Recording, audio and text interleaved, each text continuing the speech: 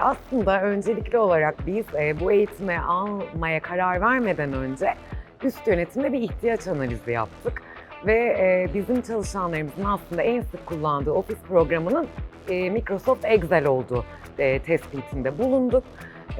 Bundan yola çıkarak, bundan hareketle hem mesleki anlamdaki yetkinliklerinin seviyesini arttırmak hem de iş yaparken iş süreçlerinde daha efektif olmalarını sağlamak amacıyla çalışanlarımıza ileri Excel eğitimini P-CAP'tan aldırmaya karar verdik. P-CAP'tan öncelikli olarak bir Excel verimlilik eğitimi aldırdık biz. Aslında bunu bir demo gibi de düşündük. Çalışanlarımızdan gelen geri bildirimlerle verimlilik eğitiminin çok iyi geçtiğini, kendileri için çok verimli olduğunu duyduğumuzda ikinci bir eğitim için harekete geçtik. Bu noktadan kararla da ileri Excel eğitimi aldırmaya karar verdik.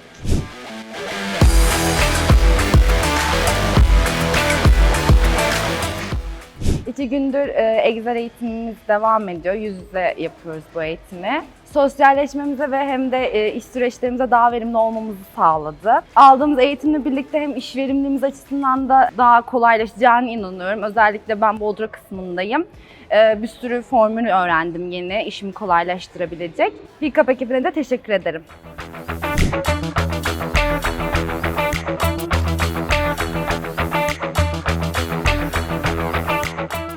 Bu Excel eğitimi İK'mız bize hazırladı ve 2 günlük ofisimizde bir eğitim aldık ve çok keyifliydi. Korona döneminden sonra ilk kez böyle bir eğitime katılmak bizim için de çok heyecanlıydı. Yüz yüze olması ayrıca verimli oldu. Aslında hepimizin bildiği gibi Excel derya deniz. Hani birçok şeyi manuel yapıyoruz. Burada hepsinin kısa yollarını, İşte daha kolay nasıl yapabiliriz, daha verimli nasıl yapabiliriz? Çünkü hepimiz için zaman çok değerli. Burada tüm bunların pratik ve uygulamada gayet güzel bir şekilde hocamızla beraber öğrenme fırsatı yakaladık. Çok güzel, çok teşekkür ederiz.